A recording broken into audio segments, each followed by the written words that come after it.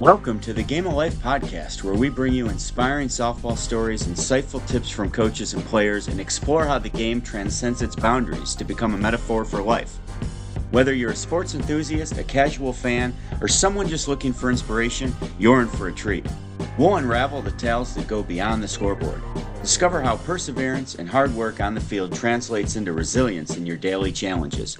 Learn about teamwork, leadership, and the unwavering spirit that fuels success, not just in sports, but in the game of life.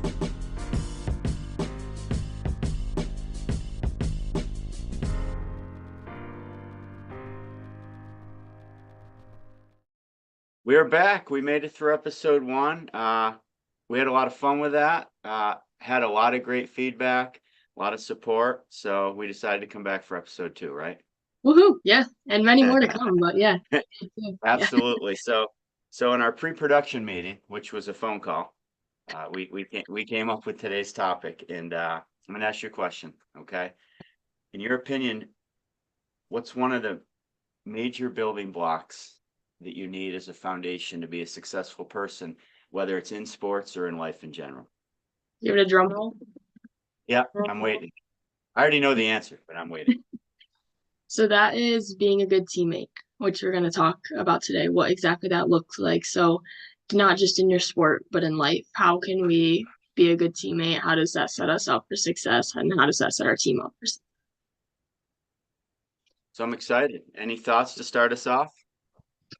So I think when it comes to being a good teammate, right, obviously there's a lot of buzzwords you throw around, right? Activity, leadership, right? All that sort of stuff. But I think the point I want to start with is it's really, really easy to be a good teammate when things are going well for you, right? But I think the bigger note is what kind of teammate are you when you're not having personal success? Because that is the type of teammate you are.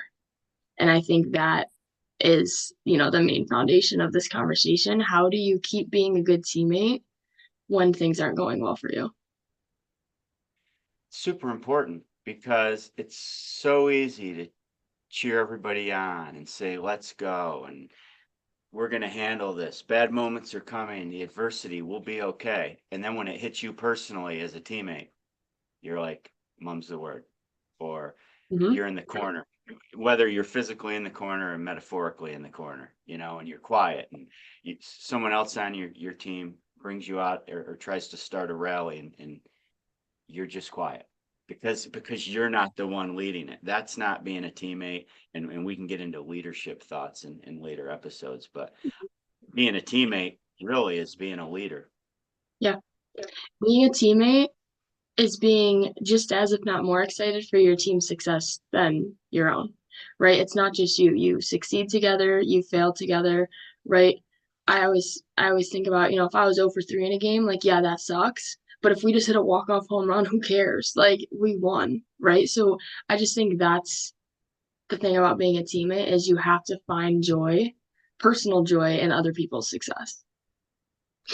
Yeah, and we'll talk about the process as well, and I think there's a process in being a teammate. And like you said, being 0 for 3, the game, whether it's softball, another sport, or life, doesn't care about your performance. The Mhm. game cares about loyalty to each other, striving for a common cause.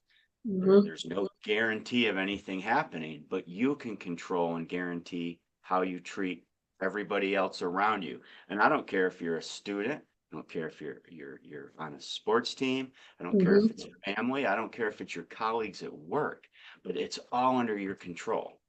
And it's Yeah. so easy. It's so easy when everything goes south to all of a sudden throw all that out the door. And I think the best teammates, they shine their brightest when they're not doing well.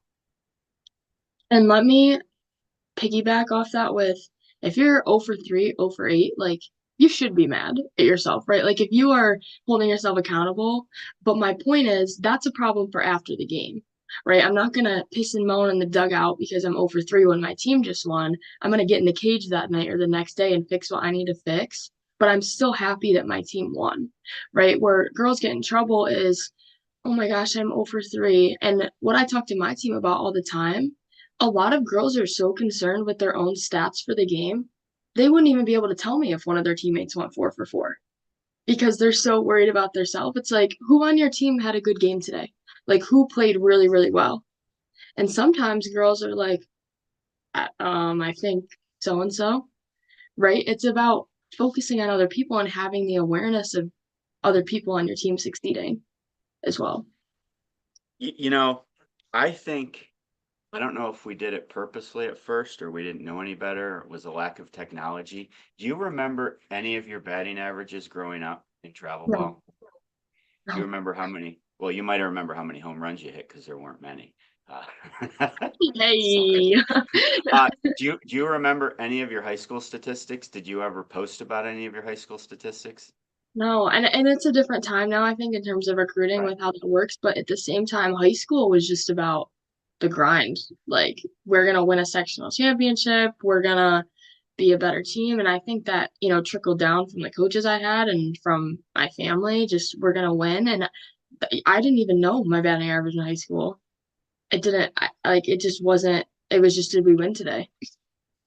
I know even in college, I would say, "Hey, you're doing this." You didn't even want to hear because I'd be behind the scenes because everything's so accessible nowadays, Mhm. and you didn't even care. You're like, "Dad, we just won 6 in a row. Like we're doing this," or we just lost a tough one to whoever conference team, and I think that's problem number one. You can't focus on numbers. I know they're real and I know they Yes. matter because at some point you might not get a chance to perform if your numbers are bad. But Mhm. but it to me it's the same thing as yelling at a pitcher, "Hey, throw a strike." Well, the pitcher knows that, right? Yeah, yeah. Uh, All right, just put it in play. Put it in play.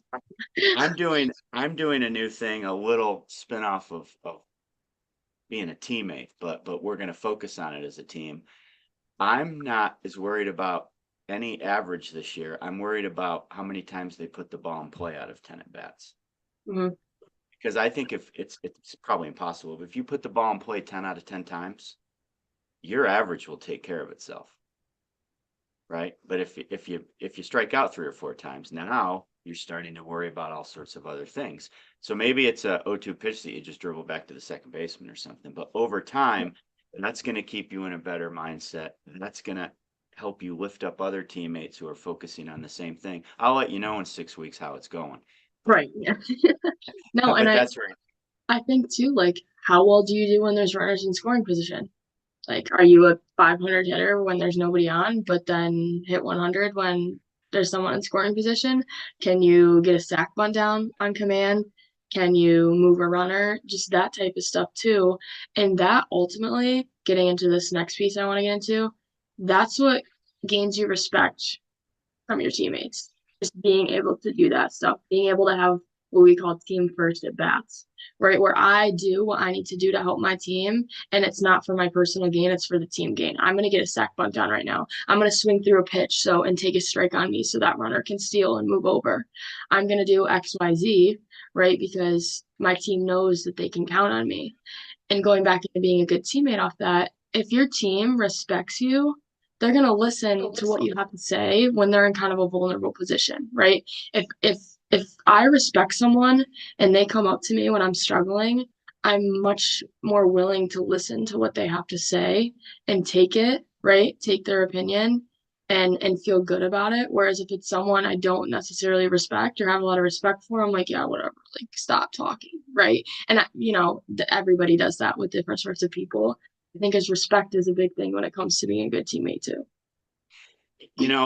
Let's the elephant in the room, let's face it, I've never played softball. Okay. What? I know. I was All this cut. time, I thought you. I know. I'm finally telling you in front of everybody so you can't yell at me. I feel I know betrayed. you would have listened less. But in all seriousness, I've coached and I still coach. And part of being a good teammate is that culture has to be top down from coaches. I'm going to tell a little example. We talk about quality at bats or situational at bat Mhm. and moving the runner. I watched a game last year. I don't want to say where. The poor girl had 9 or 10 or 11 pitches in her at bat, but ended up. I think it was a foul tip, something. The bat didn't end well, and the coach yells at her for striking out or fouling out, whatever happened. And I think it's hard for her to go back and be a good teammate now because that weight's on her shoulders. I think a coach could say, that was a fantastic at bat. Next time, it's your turn. Now she's going to go back in the dugout and doesn't feel as vulnerable, if I'm using the right word, or down, and it's going to be easier to transfer her energy to the next player. So I think being a good teammate it has to be in the culture and celebrated in the Mhm. culture.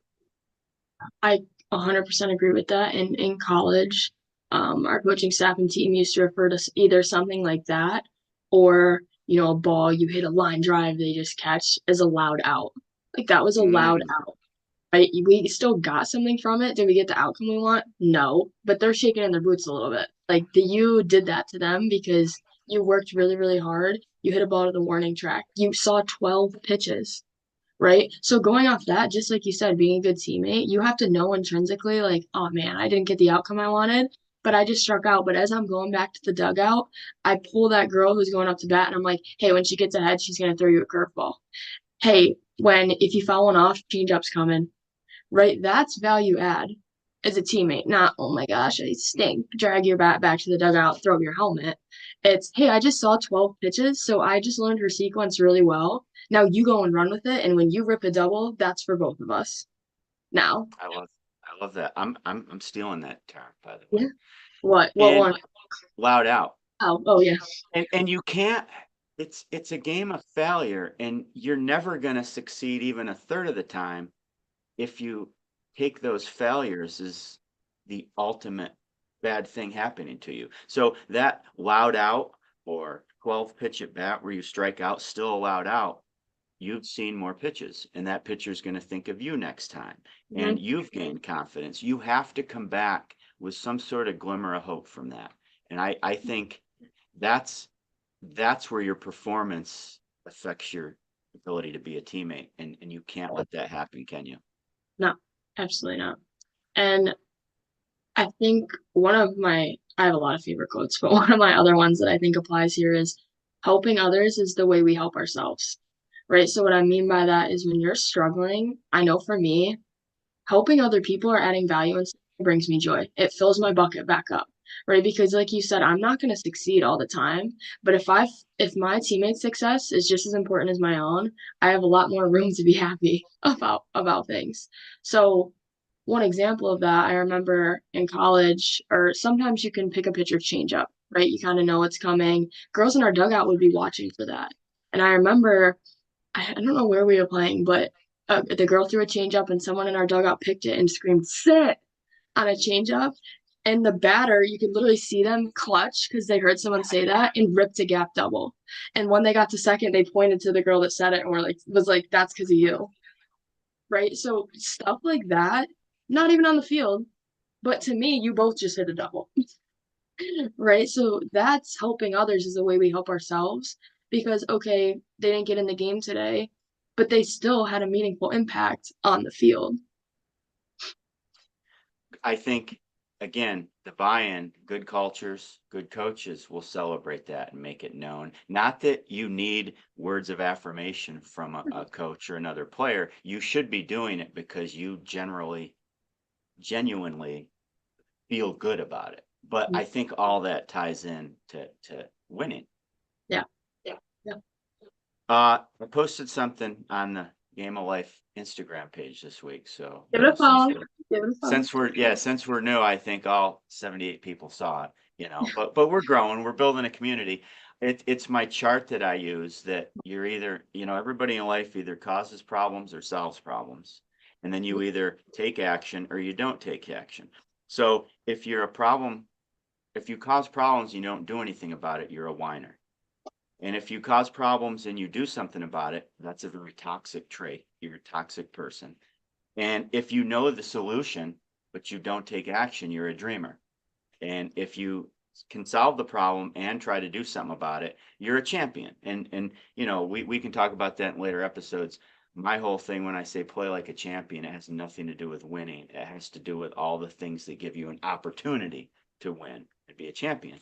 And I think going back to the beginning of this episode, being a teammate is one of the building blocks to Mhm. even attempt to be a champion and attempt to win. Yes. And I think the one that stands out to me there is whiners, right? Because they're gonna find something if I walked around all day, right, and I could find stuff to complain about. 100%. If it's like that analogy, I want you to did you see a yellow car today? Well, I don't know. Well, if you're looking for one, I bet you would have. Right? If you wake up and you're like, oh my gosh, this day's gonna be terrible, right? Or oh my gosh, this other team we're playing is really good, or I'm mad at my coaches right now, I'm gonna find something to complain about. Then you start spreading that to your team, right? You're never gonna do anything about it, but I'm gonna be miserable, and misery loves company, right? Where a good teammate, on the flip side of that, if they, anytime I tried really hard in my life and everybody complains, right? I complain. But if someone says something to me that's negative, I try to spin back something positive at them out of it, right? And, people make fun of me for that, for being overly positive and stuff, but that's just how I want to live my life. I want to see, because just like there's negative in every situation, there's also a positive in every situation. You just have to look for it. You have to find it, and you almost have to train your mind to see the difference, right? Yep. Oh, I failed, but I got a lot out though, right? Just that little flip. Well, it's a great point, and people will tell me, or students will tell me, why are you so positive? Well, I'm not positive like I'm blind to bad things happening, like I'm just a positive bobblehead going around. I'm positively certain I will get through every moment. I mean, I'm literally undefeated in life of getting through all my bad moments right now because I'm here. Yeah. And that's the attitude you have to have. And something we've gone through a lot in all your ups and downs and your sister's ups and downs, and even some of mine as a coach. We know that in your worst moments, that's when you have the opportunity for potential best moment, Yeah. right? Doesn't happen maybe the next pitch. It might be next week. But Yeah. if you don't have that contrast of being bad or having bad moments, you can never enjoy and work towards the good moments. If you Mhm. had good moments all the time, you're not going to know the feeling and the meaning behind them. It's just the way life works, and sport, especially. When the yo-yo's down, it can only go back up. It's just how far it goes back up, right? Yo-yo, sometimes it goes halfway back up, then it goes back down. Sometimes it Well, goes I, all. I used that this week with somebody, and I showed the stairs with the yo-yo. They're like, what the heck? Because it's not moving or anything. And I said, listen, the higher up you get, the more you grow, the ups and downs of the yo-yo become irrelevant because you're just used to it. You know it'll come up. If it's down, it's got to come back up if you keep working. It's got to. But if you stop moving when the yo-yo gets to the bottom, there's no momentum to bring it back up. You're like, oh, I think I almost understand that. Thank you. Yeah. And I was gonna go get a yo-yo. They're like, please stop. We don't need Yeah. the, the I simulation. The other thing I want to make sure we mention, going back to being a good teammate, is I think one of the most important things is learning, right? Being a good teammate to different people looks different, right? Because people need different things. For example, right? When I was doing, let's say, not so great in a game, and I came back into the dugout, I just needed 30 seconds, like 45 seconds, then I'll get back, right? Some people need a little longer, or some people need immediate feedback. What did I do? What am I doing? Some people, it takes a little longer, so you got to know you got to go pull them back out of it, right? So you have to know to be a good teammate what people need. Some people need to be screamed at, right? Like, get your head out of your butt. Right now, we need you. Other people, hey, it's okay, you got it. Keep your hands back a little bit more, right? So to be an effective teammate, you have to take the time to learn what that looks like for everybody. Just like you want your teammates to know what it looks like for you. And so that's something that should be, I don't want to use the word practice, but talked about in a practice or downtimes. You don't just become a teammate in the game. 100%. 100%. And I think some people, obviously, this goes for life too, are more approachable than others, right? So sometimes it takes a little longer to learn that, but you can't learn if you don't try, right? So in practice, if one of my teammates, let's use a freshman, for example, right? I've never played with them before. I would go up and just try a tactic, right? I'd crack a joke. Ooh, that wasn't the right way to go, right? And then I'd learn something else. But I just learned something. Like learning what not to do is just as valuable as learning what to do. And I think that goes for life too. Learning you don't like something is just as valuable as learning you do. But you have to try. Right, next time, okay, let me put a little fire in this one now. Hey, we need this. We got you. Okay, that one worked better for her. I'm gonna take mental note of that. So just like you said, you have to practice it and you have to figure it out. You have to fail through it, fail forward.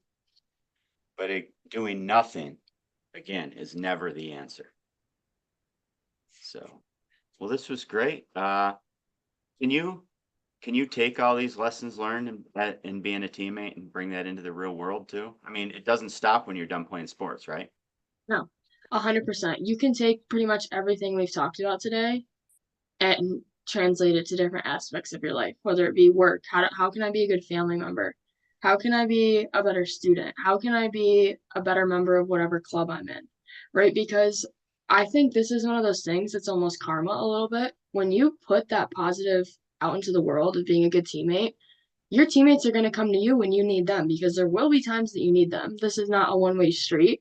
And just to know the love you feel back when you need it the most is probably the best part too. Knowing that just as I give myself to them, they're going to give themselves to me when I need it most. We mentioned accountability and being vulnerable. I want to end with a funny story. When that's my last year coaching varsity volleyball. That's a whole long story how I got roped into that for 8 years. But great sport, great momentum. I mean, it was fun, and then it was just time to move on to somebody else to coach it. But I was always telling the team we have to empty their cup. Like we had a red cup at one point because girls would come in with so much going on throughout the school day, and if they came in a little whiny or bitchy or whatever word we want to use, I made them go to the drinking fountain and symbolically empty it. Okay. Well, we were away and we were supposed to sweep the team, and I talk about them being good teammates and positive, me being a good coach and being positive. I'm part of the team. I'm technically a teammate, right? Yeah. Uh, we won the first two sets and I wanted to get back on the bus and go home, and we lost the third set. So going into the fourth set, it was a close one. It just happens in that game. I'm moaning and whining and complaining in the huddle and getting the six I want out there to start the fourth set. And the captain goes, Coach, you're whining right now. You need to go over there and empty your cup right in the huddle. And I was so mad, but I knew what I said next was going to mean if I actually believe what I'm telling them to do, right? So I Hmm. took 5 steps over outside the huddle, Lord knows with the fans, and I took my arm and went like this and went boop, and they came back all smiley. And then we just destroyed them. And Yeah. again, we coaches forget we are teammates too. I mean, we are leaders, and we're I don't want to say the face, but we're the ones that make a lot of decisions that sometimes players can't even control, right? But if Yes. they don't think I'm buying into the whole teammate culture thing, it's never going to work. So sorry for the long story. No, and just my wrap up too, going off of that is I love stories like that because it shows that you practice what you preach, right? A lot of people like to bark orders and say, come on, guys, we got to be more positive. We need to be better teammates. But then when they're struggling, they don't practice any of that. It's easy to And no, say, and no one's allowed to approach him about it. no, no, Yeah. because no, absolutely not. That's just a silly suggestion. But it's just you, and you have to, just like anything else in your life, if you want to get better at it, you have to make a choice to try, right? You can't just say, all right, today I'm going to start being a good teammate in our game. You have to actively sit down and reflect on yourself and say, okay, if everyone on my team was the same type of teammate I am, what would our team look like? And for some people, that may not be good, right? If so, it's just that piece of reflection and turning that into, okay, how can I be a better teammate? Go to your coach and ask them. I'm sure they have a lot of feedback about how you could be a better teammate. And you may not want to hear it, but it's going to be truthful, right? So if you really want to get better at it, you can't be afraid to truly reflect on where you're currently at and what you need to get better. And all of us Hey, can get better at something. All of us, ourselves ab- included. ab- absolutely. So, but it's great. We'll talk about other building blocks in our opinion to be successful. But we thought when we talked that this may, I don't want to say the most important, but it's one of the core blocks is being a good teammate, because it it it spider webs out into everything else you do. It's definitely at the core of a lot of different things. And it's sustainable joy in a game that's up and down. You can always control me, good teammate. Absolutely. Hey, this is great. We'll continue our journey next week, and thanks for the good convo, Allie. Yeah, thanks. See y'all soon.